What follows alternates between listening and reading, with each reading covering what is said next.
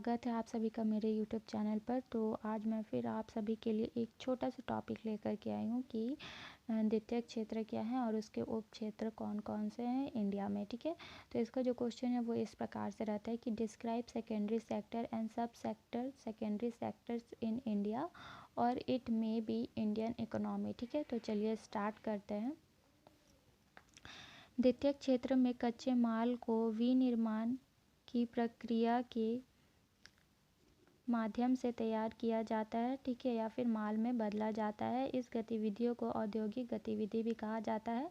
द्वितीयक क्षेत्र को माध्यमिक क्षेत्र के नाम से भी जाना जाता है। द्वितीयक क्षेत्र में विद्युत उपकरण निर्माण, खाद्य निर्माण, कपड़ा उत्पादन, हस्तशिल्प और उद्योग शामिल है।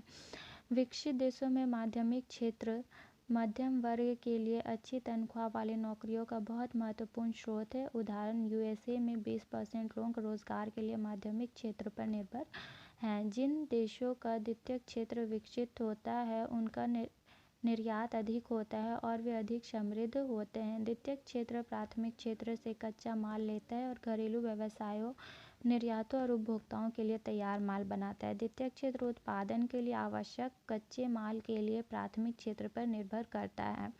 इसमें अधिक पूंजी और श्रम की आवश्यकता होती है। द्वितीयक क्षेत्र प्राथमिक क्षेत्र की तुलना में अधिक उच्च वेतन वाली नौकरियां प्रदान करता है। देश की आर्थिक वृद्धि को मापने के लिए जीडीपी का उपयोग किया जाता है। जीडीपी का अर्थ है देश के भीतर निर्मित सभी वस्तुओं और सेवाओं का मौद्रिक मूल्य। इसीलिए किसी भी देश के आर्थिक विकास में द्वितीयक क्षेत्र का बहुत बड़ा महत्व होता है। ठीक है, तो द्वितीयक क्षेत्र क्या है? द्वितीयक क्षेत्र में क्या है, जो प्राथमिक क्षेत्र से प्राप्त होने वाले जितने भी सामान है उसको द्वितीयक क्षेत्र में लाया जाता है। उसके बाद वहाँ से उसको निर्माण किया जाता है और फिर वो जो प्रोडक्ट है वो द्वितीयक क्षेत्र में भेजा जाता है, जो कि सेवा क्षेत्र होता है। ठीक है, तो द्वितीयक क्षेत्र में इसका एक एग्जांपल हम लोग ले सकते हैं कि मान लो कि हम लोग प्राथमिक क्षेत्र से बहुत सारा टमाटर लिए, ठीक है, वहाँ टमाटर की खेती किया जा रहा है, टमाटर लिए, द्वितीयक क्षेत्र में उसको लाया गया, फिर वहाँ पे उसका टमाटर सॉस बनाया गया। ठीक है, फिर वो सॉस को हम लोग क्या किए, द्वितीयक क्षेत्र में दिए, दो के यानी कि जो जिसमें दुकानदार आएंगे, सेल्समैन आएंगे, ठीक है, उसमें दिए और वो लोग उसको बेचे। ठीक है, तो इस तरीक़ा से ये काम करता है। प्राथमिक, द्वितीयक और तृतीयक क्षेत्र एक दूसरे से क्या है, आपस में जुड़े हुए रहते हैं। ठीक है, तो द्वितीयक क्षेत्र में यही सब होता है। तो द्वितीयक क्षेत्र क्या होता है कि प्राथमिक क्षेत्र से थोड़ा सा डेवलपमेंट होता है। इसमें काम करने के लिए स्किल्स वर्कर्स की ज़रूरत रहती है, जो कि प्राथमिक क्षेत्र में उतना नहीं रहता है, क्योंकि खेती करने के लिए हम लोग को उतने स्किल्स की ज़रूरत नहीं होती है। ठीक है, पर इसमें क्या है, आपको स्किल्स की ज़रूरत रहती है, क्योंकि इसमें प्रोडक्शन किया जाता है, उत्पादन किया जाता है, उसको बनाया जाता है वस्तु को। ठीक है, तो इसलिए इसमें स्किल्स की ज़रूरत रहती है। और यहाँ पर प्राथमिक क्षेत्र में कम मजदूरी रहती है, लेकिन द्वितीयक क्षेत्र में क्या होता है, अधिक मजदूरी की जो दर है वो रहती है, और इसमें प्राथमिक क्षेत्र के मुकाबले अधिक मजदूर भी लगाए जाते हैं, यानी कि अधिक लोगों को मजदूरी भी यानी कि काम पर भी लगाया जाता है। ठीक है, तो चलिए देखते हैं कि द्वितीयक क्षेत्र के जो उप क्षेत्र या फिर उदाहरण या गतिविधियाँ बोल सकते हैं वो कौन कौन से। ठीक है, तो उसके अंतर्गत निम्नलिखित गतिविधियाँ को शामिल किया जाता है। ठीक है, और द्वितीयक क्षेत्र जो है वो कई उप क्षेत्रों से बना है, जिसमें औद्योगिक और कारीगर दोनों तरह की गतिविधियाँ क्या रहती है, शामिल रहती है। ठीक है, तो पहला जो इसमें है वो है शिल्पकारों द्वारा विभिन्न कच्चे माल को उपभोक्ता वस्तुओं या दैनिक कार्यों के लिए उपयोगी वस्तुओं में बदलने के लिए शिल्प सबसे पुराने निर्माण गतिविधियों में से एक है। इसमें उत्पादन या फिर उत्पाद साधारण मशीनरी का उपयोग करके छोटी कार्यशालाओं में बनाए जाते हैं, इसलिए ये कम मात्रा में उत्पादित होते हैं। कारीगर गतिविधि से पहले श्रृंखला का उत्पादन होता है, जो 19वीं शताब्दी में औद्योगिक क्रांति के समय उभरा था। ठीक है, तो शिल्प में क्या होता है कि जो पहले शिल्पकार होते थे वो लोग काम करते थे, मतलब कि इसमें कोई भी बड़ी मशीनों का उपयोग नहीं किया जाता है। इसमें छोटे छोटे जो छैनी हथौड़ी होते हैं ये सब से वस्तुओं का निर्माण किया जाता है। ठीक है, साधारण जो मशीन रहते हैं उनसे इसका इस्तेमाल करके वस्तुओं को क्या है, बनाया जाता है, और इसके लिए बड़ी बड़ी फैक्ट्रियों का इस्तेमाल भी नहीं किया जाता है। इसके लिए आप घर पे भी रह करके ये काम स्टार्ट कर सकते हैं, यानी कि जो छोटे उद्योग धंधे होते हैं उस तरीक़ा से इसको लिया जाता है, इसके अंतर्गत काम किया जाता है। ठीक है, और जो दूसरा पॉइंट है वो क्या है, वो है उद्योग।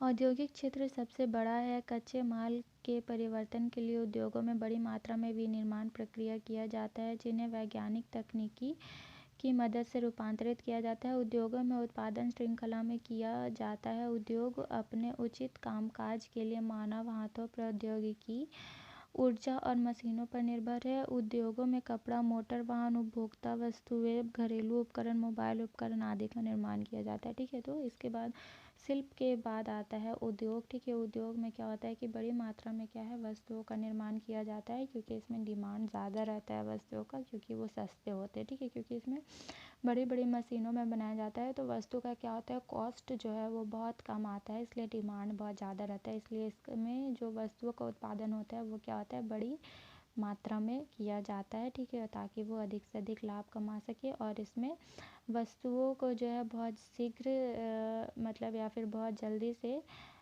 दूसरी वस्तुओं में बदल दिया जाता है। ठीक है, और यहाँ पे काम करने के लिए क्या होता है, स्किल्स वर्कर्स की ज़रूरत रहती है प्राथमिक क्षेत्र के मुकाबले। ठीक है, यहाँ पे क्या है, कामकाज के लिए मानव हाथ और प्रौद्योगिकी, ऊर्जा और मशीनों पर भी निर्भर रहता है। यहाँ पर सभी मतलब मनुष्य अपने हाथों से भी काम करता है, फिर प्रौद्योगिकी की भी ज़रूरत रहती है, फिर मतलब टेक्नोलॉजी की भी ज़रूरत पड़ती है, और फिर मशीनों का भी ज़रूरत पड़ता है। मतलब यहाँ पे हर एक चीज़ का इस्तेमाल करके यहाँ पे काम किया जाता है। ठीक है, और यहाँ पे क्या है, कपड़ा, मोटर वाहन, उपभोक्ता वस्तुएं, घरेलू उपकरण, मोबाइल जैसे बहुत सारी चीज़ें उद्योगों में बनाई जाती है। ठीक है, इसका एग्जाम्पल्स अगर लेंगे तो बहुत सारा आ जाएगा, है ना। तो चलिए नेक्स्ट टॉपिक देखते हैं, यानी कि नेक्स्ट पॉइंट के शिल्प, उद्योग, और उसके बाद क्या आता है। तो उसके बाद आता है निर्माण। निर्माण एक गतिविधि है जो घरों, भवनों, सार्वजनिक स्थानों, शॉपिंग सेंटर, स्कूलों, सड़कों, राजमार्गों, पुलों और अन्य संरचनाओं का निर्माण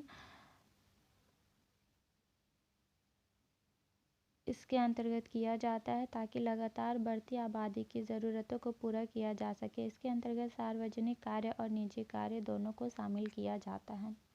ठीक है, तो निर्माण के अंतर्गत क्या है कि जितना भी शॉपिंग मॉल है, घर है, या फिर दुकानें हैं, जो भी ये सारा चीज़ क्या है इसके अंतर्गत बनाया जाता है। स्कूल है, हॉस्पिटल्स है, मतलब जो भी कंस्ट्रक्शन चल रहा है वो क्या है, निर्माण के अंतर्गत आएगा। निर्माण से ही पता चल रहा है कि कोई चीज़ को बनाया जा रहा है। ठीक है, तो इसके अंतर्गत बढ़ती हुई आबादी जो है, जितना जनसंख्या बढ़ेगा उतना चीज़ें का निर्माण किया जाएगा। पुल है, सड़क है, घर है, जो भी चीज़ निर्माण किया जा रहा है वो इसके अंतर्गत आएगा। ठीक है, तो इसके अंतर्गत क्या है, सार्वजनिक कार्य और निजी कार्य दोनों को ही शामिल किया जाता है, यानी कि सरकार जो पुल सड़क बना रहा है उसको भी इसमें इंक्लूडेड किया जाएगा, और जो निजी कंपनियां अपने लाभ से प्रेरित होकर के फैक्ट्रीज़ या फिर पार्क का निर्माण कर रही है, वो सारा भी इसके अंदर इंक्लूडेड किया जाएगा। ठीक है, इसके बाद नेक्स्ट पॉइंट आता है बिजली उत्पादन। यह सब सेंटर विद्युत ऊर्जा उत्पन्न करने के उद्देश्य से बना है, जो अनगिनत गतिविधियों के विकास के लिए अत्यंत महत्वपूर्ण है। वर्तमान में विद्युत ऊर्जा उद्योगों,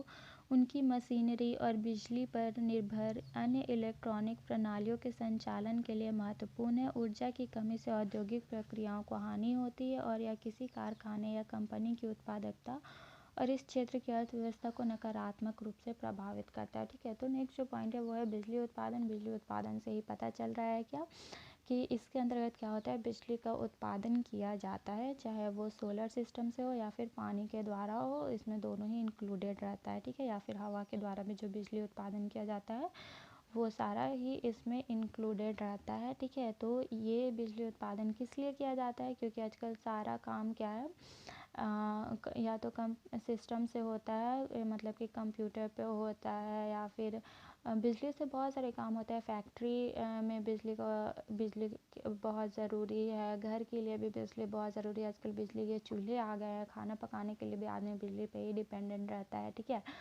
प्लस अब लाइट तो हमेशा का ही ज़रूरत हो गया। लाइट नहीं रहता है तो घर में अंधेरा सा ही लगने लगता है। पहले ही अंधेरे की आदत थी, पर अब लोगों को बिजली चाहिए ही चाहिए।